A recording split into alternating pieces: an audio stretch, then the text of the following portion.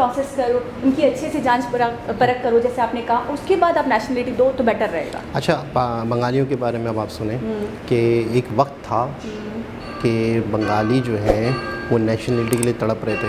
अब कहाँ क्या तड़प रहे हैं पता है वो?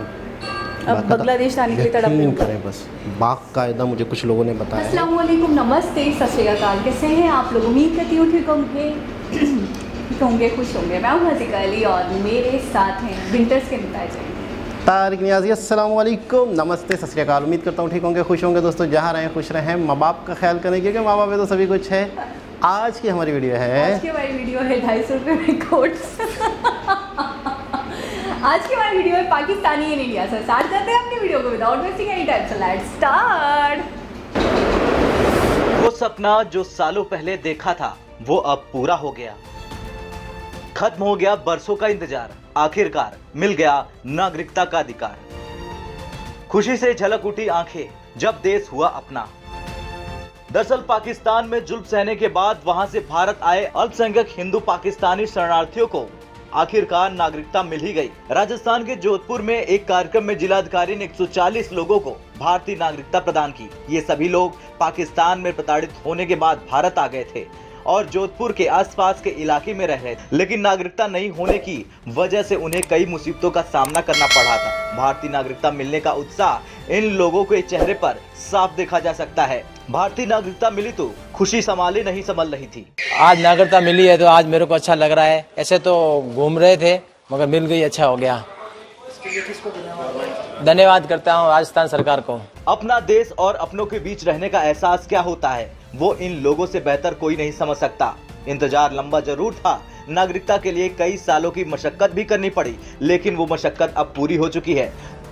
जोधपुर के आसपास के इलाकों में सालों से भारतीय नागरिकता का इंतजार कर रहे 140 पाकिस्तानी प्रवासियों को तमाम छानबीन और कागजी कार्रवाई के बाद आखिरकार देश की नागरिकता मिल ही गई। यानी अब इन 140 को वो तमाम सुविधाएं मिल सकेंगी जो एक भारतीय होने के देश के नागरिक को मिलती है। देखिए 100 से अधिक लोगों को नागरिकता आज प्रदान की जा रही है और मैं आपके माध्यम से जो हमारे पाक विस्थापित जो लोग हैं जो यहाँ पे हिंदुस्तान में रह रहे हैं, जोधपुर में रह रहे हैं, उनसे निवेदन करना चाहूँगा कि जो भी कमी पेशी है या अगर आपने अप्लाई नहीं करा है तो टाइमली करें। हम अभियान के रूप में नागरिकता देना चाहते हैं, ये हमारी मंशा है, राज्य सरकार की मंशा है। बता दें इन लोगों को साल 1955 में बने अधिनियम के तहत नागरिकता प्रदान की गई है। CAA कानून अवश्य बन गया, लेकिन अभी तक इसके नियम तय नहीं होने के कारण इसके तहत अभी तक पाक विस्थापितों को नागरिकता मिलना शुरू नहीं हुई। जोधपुर में अभी भी करीब 14,000 पाकिस्तान विस्थापित नागरिकता मिलने के इंतजार में है। गृह मंत्रालय ने पाकिस्तान, अफगानिस्तान और बांग्लादेश में रह रहे हिंदू, सिख, बौद्ध, जैन, पारसी और ईसाई धर्म के लोगों को नागरिकता मिलने की प्रक्रिया को काफी सरल बना दिया।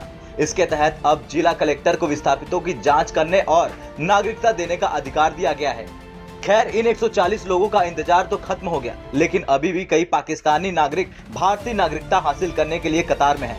जोधपुर और पश्चिमी राजस्थान की बात करें तो लगभग 20,000 से ज्यादा पाकिस्तानी प्रवासी भारतीय नागरिकता का सपना संजोए सालों से इंतजार कर रहे हैं। अशोक शर्मा, जोधपुर, भारत तक। जी जनाब। 140 लोगों को नागरिकता मिल गई। इसका जिक्र मुझे ऐसा लगता है नहीं, आपको सही लग रहा है, ऐसा हुआ था। हाँ। 7,000 पाकिस्तानियों ने अप्लाई किया था। हाँ। और फिर मेरे ख्याल में अच्छा ये वो लोग थे। इसके ऊपर बड़ी बहस व मुबाहिसा चल रहा था, इस पर बड़ी सियासत हो रही थी, इस बात को लेकर बड़ी सियासत हो रही थी क्योंकि धर्म को लेकर जब जो लोग भी हैं धर्म को लेकर सियासत करते हैं तो वो इस टॉपिक को, इस इशू को बड़ा कारीगर समझ रहे थे अपने हक में और इसको बहुत उठा रहे थे हिंदुस्तान में रहते हुए। और इसको मुझे ऐसा लग रहा था कि वो इसको एक ज़रिया समझ रहे थे फूट पड़वाने का। लेकिन आज जवाब मिल गया कि कोई भेदभाव नहीं, कोई फ़र्क नहीं है, कोई नफसा नफसी नहीं है कि 140 लोगों को अपना नेशनल बना लिया गया है, मान लिया गया, बहुत बड़ी बात है। पाकिस्तान से गए हैं, बहुत बड़ी बात है। अच्छा पाकिस्तान से गए हैं और मुझे ऐसा लग रहा है कि ये वो लोग थे जो बगैर नागरिकता के नागरिकता के ग्रीक नहीं, नागरिक है ना, नागरिकता।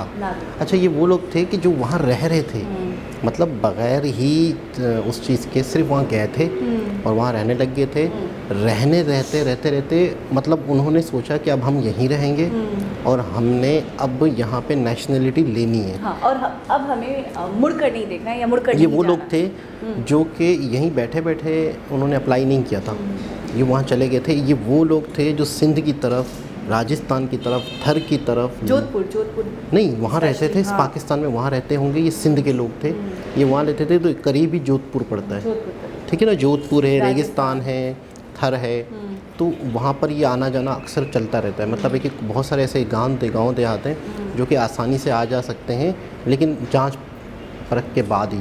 सही। तो इन्होंने वहीं पर अपने रिश्तेदारों के साथ रहते एहतिजाज चल रहे थे कि हमें मतलब नेशनलिटी चाहिए, हमें नेशनलिटी चाहिए।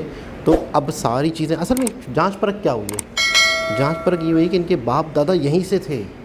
ये किसका बेटा है, तुम्हारे बाप का नाम क्या था, उसका नाम क्या था, तो उनके पास सारे रिकॉर्ड्स हैं। उन रिकॉर्ड्स को देखते हुए उन्होंने सेटिंग कर ली कि हाँ भाई ठीक है, ये वाकई नेशनलिटी दी जा सकती है। अच्छा, आपको पता है हमारे यहाँ भी इस टॉपिक को लेकर बहुत ज़्यादा आवाज़ उठाई जाती है बंगालियों को लेकर। सही। उनको आईडी कार्ड इशू नहीं किया जाता हमारे यहाँ, और बेचारे बहुत परेशान होते हैं। अफगानियों को लेकर ये चीज़ है बहुत है। अच्छा, सबसे पहले तो इसको इस बात को कंप्लीट करते हैं कि ये क्यों गए, क्या वजह थी। सोचने की बात है ना। असल वजह तो ये है, नागरिकता दी गई, नेशनलिटी दे रहे हैं यहाँ से लोग, क्यों, ये मूव ऑन क्यों कर, क्यों आप बताएं। इनके अबाउजदात वहाँ थे इसलिए। देखिए होता क्या है कि एक तो अपनों के साथ, दूसरा फैसिलिटीज़, दूसरा तरक्की, दूसरा अमनो अमान। जब इस जगह पर एक जगह आप रह रहे हो और वहाँ पे आधे रिश्तेदार रह रहे हैं, ये जगह अच्छी होगी तो वो रिश्तेदार पलट के यहाँ आएंगे ना। ये क्यों गए, सोचने की मकाम ये है, बात करने का मकसद ये है, ये क्यों गए। वो समझ आ रहा है क्यों गए, वो तो ठीक है ना। जैसे कि सूरज चमक रहा है और दिख रहा है, ये एक सच है। तो इसी तरीके से आपने सही कहा कि जो लोगों को जहाँ ज़्यादा फैसिलिटेट होगा, या जहाँ ज़्यादा सहूलत या सहूलियात मिलेगी, जहाँ ज़्यादा स्टेबिलिटी होगी जिस मुल्क में, वो लोग वहाँ जाएंगे ना। थोड़े यहाँ है और थोड़े वहाँ है। अगर ये थोड़े भी वहाँ चले गए तो इसका मुंह बोलता सबूत है कि वो ज़्यादा अच्छा है। मेरे सामने एक फैमिली गई है, हिंदू फैमिली थी, अभी गई कराची से, रिसेंटली कराची से। अच्छा। बाकायदा यहाँ पे कुछ रिश्तेदार थे, कुछ हमेशा के लिए इंडिया चले गए, तो बाकायदा रो रहे थे, गले मिल रहे थे। यहाँ भी रिश्तेदार हैं, इनको छोड़ के वहाँ गए हैं, उन रिश्तेदारों के पास, उन रिश्तेदारों के अच्छा, पास। इस वीडियो में एक बहुत खूबसूरत जुमला कहा गया कि अपनों के बीच रहने का जो एक प्यार और एक सम्मान और एक इज़्ज़त और एक मेल मिलाप होता है, वो आपको कहीं नहीं मिलता। और फाइनली इनको जब नेशनलिटी मिल गई होगी तो अब इनके दिल से एक धड़का कि हम दूर नहीं होंगे, हमें निकाला नहीं जाएगा, या हमारे ऊपर मसले मसाइल नहीं होंगे। अब आप बात कर रही थी को और बंगालियों को लेकर बहुत ज़्यादा मसले मसाइल हैं। मैंने पहले भी एक वीडियो में जिक्र किया था कि मेरी फ्रेंड के जो फादर थे, उनने काफ़ी पैसे दिए इस चीज़ के लिए कि मेरा आईडी कार्ड बन जाए, क्योंकि उनको कहीं पे भी जॉब नहीं मिलती थी, अच्छे खासे क्वालिफाइड हैं, मूवमेंट नहीं कर सकते ज़्यादा। जैसे जोधपुर में ही कहीं रह रहे थे ना, वो लोग कहीं जोधपुर में रह रहे थे, तो आगे शहरों में, दूसरे शहरों में जानते हुए तो वो फिर वहीं स्टक होकर रह गए थे। अच्छा, बेसिक चीज़ है आईडी कार्ड। इसलिए हमारे यहाँ तो बात पे ही आईडी कार्ड चाहिए होता है, हर चीज़ के लिए। प्रॉपर्टी का कोई मसला हो, आईडी कार्ड चाहिए होता है। हर जगह एडमिशन का मसला हो, आईडी कार्ड चाहिए होता है। कहीं पे कोई लेन देन का मामला हो, कोई रकम का मामला हो, कोई भी मसला हो, आपको आईडी कार्ड चाहिए होता है। अच्छा, वो ये कहते थे कि जितने पैसे लेने ले लो, मैं मजदूरी कर लूँगा। अच्छा, वो मजदूरियाँ कर रहे हैं क्योंकि अच्छे खासे क्वालिफाइड है, लेकिन मजदूरियाँ कर रहे हैं क्योंकि आईडी कार्ड नहीं है, तो वो कहीं अप्लाई नहीं कर सकते किसी अच्छी जगह पे, किसी कंपनी में काम नहीं कर सकते, क्योंकि कंपनी में काम आपकी क्वालिफिकेशन मैट्रिक है तो भी आपको रख लेंगे, लेकिन आईडी कार्ड के बगैर आपको नहीं रखेंगे। तो मैंने ये चीज़ तब फील करी थी यार कि बहुत बड़ा मसला है कि अगर आपको नेशनलिटी ना मिले या आपके पास आईडी कार्ड ना हो। अभी मुझे बहुत ज़्यादा खुशी हुई कि 140 लोगों को जो यहाँ से मूव ऑन करके गए, कम से कम उनको नेशनलिटी मिली। मज़ीद प्रोसेस हो रहा है, मज़ीद औरों को भी नेशनलिटी देने का प्लान बन रहा है। जो भी प्रॉब्लम आई होंगी, क्योंकि मैंने एक कबल वीडियो में सुना था कि काफ़ी मसले मसाइल हुए हैं, काफ़ी प्रॉब्लम आ रही है, कई बार अप्लाई कर रहे हैं, कई चक्कर लगा रहे हैं, बहुत। अच्छा, वो उस पॉइंट ऑफ व्यू से देखा जाए, हम इस तरफ से ही देखते रहते हैं, हमारे दिल में बड़ी हमदर्दी आ रही होती है, लेकिन उस तरफ से भी देखा जाए तो ये बहुत रिस्की मामला है। हाँ। ऐसे किसी को नेशनलिटी दे देना, देख के, सोच के, समझ के, आईडी कार्ड इशू करके दे देना, वो कुछ भी कर ले, वो कोई भी कार्रवाई कर दे और फिर बाद में आपको पछतावा, तो इससे बेहतर है कि आप थोड़ा डिले कर दो, उस मामले को अच्छे से प्रोसेस करो, उनकी अच्छे से जाँच परख करो जैसे आपने कहा, उसके बाद आप नेशनलिटी दो तो बेटर रहेगा। अच्छा, बंगालियों के बारे में अब आप सुने कि एक वक्त था कि बंगाली जो हैं वो नेशनलिटी के लिए तड़प रहे थे। अब कहाँ क्या तड़प रहे हैं पता है वो? अब बांग्लादेश जाने के लिए तड़प रहे हैं। करें बस बाकायदा मुझे कुछ लोगों ने बताया है कि अब उनकी कोशिश ये है कि हम अपने कंट्री चले जाएं। लेकिन उनका तो नारा था कि आधी रोटी खाएंगे पाकिस्तान जाएंगे। कब? पिछले दिनों में, पिछले कुछ सालों में। हाँ, मैंने फ़र्क बहुत सुना ये। बहुत फ़र्क हो चुका है, अब फ़र्क हो चुका है, लेकिन अब वहाँ पूरी रोटी मिल रही है। अब वहाँ पूरी रोटी मिल रही है, यहाँ आधी नहीं मिल रही है, तो शायद ये तो मानोगी ना आप? ये तो मैं मानूंगी। तो बस तो फिर आधी रोटी वाला नारा। अच्छा खत्म हो गया। अच्छा, इतने हमारे हालात या इतने हम लोगों ने गलत फैसले या इतनी हम गलत पॉलिसियों पे चले हैं कि मुहावरे चेंज हो गए हैं। 2 टके की तेरी औकात नहीं है, टका बड़ा हो गया, अब रुपया टका, छोटा हो गया। ठीक है ना।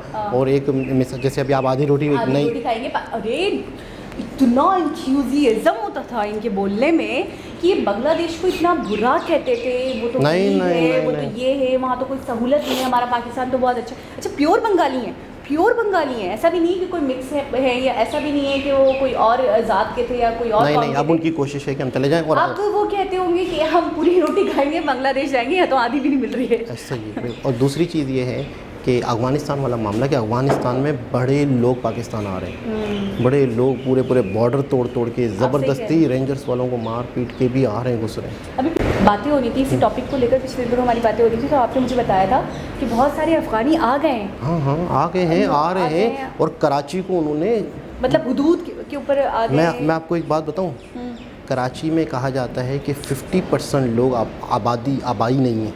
जो कराची के जो शुरू से लोग थे ना, जो कराची बना था, सिंध के जो थे, सिंध के या माइग्रेटेड लोग ज़्यादातर हैदराबाद कराची में थे। आप यकीन करें, बड़े से बड़े पढ़े लिखे लोग कह रहे हैं 50% लोग कराची के नहीं हैं। उसकी मिसाल क्या दी उन्होंने पता है?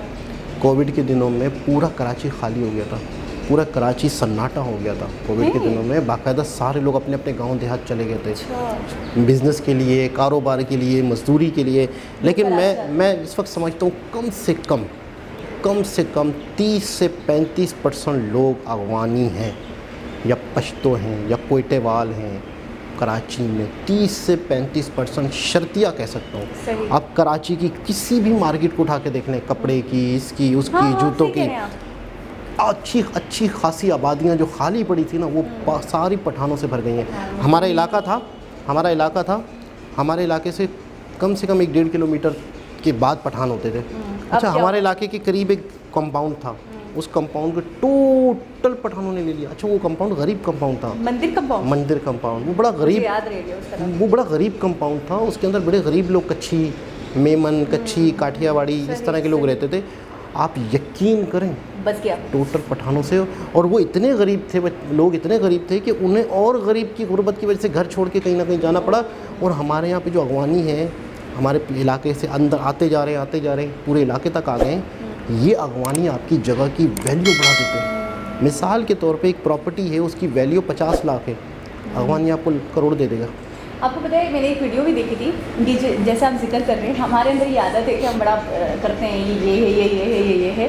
तो इसी तरीके से महाजिरों के साथ भी ये बहुत ज़्यादा होता था कि जी ये महाजिर हैं, इनका तो ये नहीं है, तो इंडिया से आएंगे, तो इंडिया वापस में जो ये वो। स्टार्टिंग में हमें बहुत कुछ झेलना पड़ा, बहुत मुश्किल से अपनी जगह बना पाए और बनानी पड़ी और बनाई थे हमने। तो मैंने देखी एक वीडियो कि वो कार में बैठ रहे हैं, तो पीछे की तरफ ना वो रंग बिरंगे वाले जो थोड़े कपड़े पहन के और पठान या सराइकी ऐसे कुछ होंगे, तो वो खड़े थे, तो उनको कार पीछे थोड़ी करनी थी, तो उन्होंने कहा गैर मकामी लोग ज़रा साइड हो। तो मुझे अभी आपकी बात याद आई कि वाकई कराची भरा हुआ है गैर मकामियों से। यानी यहाँ पे जो लोग थे, जो शुरू से थे, जिनके आबाओ-अजदाद थे, वो लोग अब कम हो गए, बहुत कम, 50%। तो बहुत ज़बरदस्त खुशी की खबर है। और 7,000 लोगों की खबर हमने सुनी भी थी पिछले दिनों, कि जिसमें लोगों ने अप्लाई किया है। तो ये एक बहुत बड़ी बात है। और लोग 140 लोगों का हो गया ना, तो 7,000 लोगों का भी हो जाएगा। तो इसका वाली बात नहीं है कि स्टार्ट हो गया। तो इसका मतलब ये है कि लोग वहाँ जाना चाहते हैं, वहाँ के हालात, वहाँ की तरक्की, वहाँ की एक सहूलतें देखकर। तो एक बहुत ज़बरदस्त वीडियो थी। दोबारा किसी और सबसे मुलाकात होगी, जब तक के लिए अल्लाह हाफ़िज़।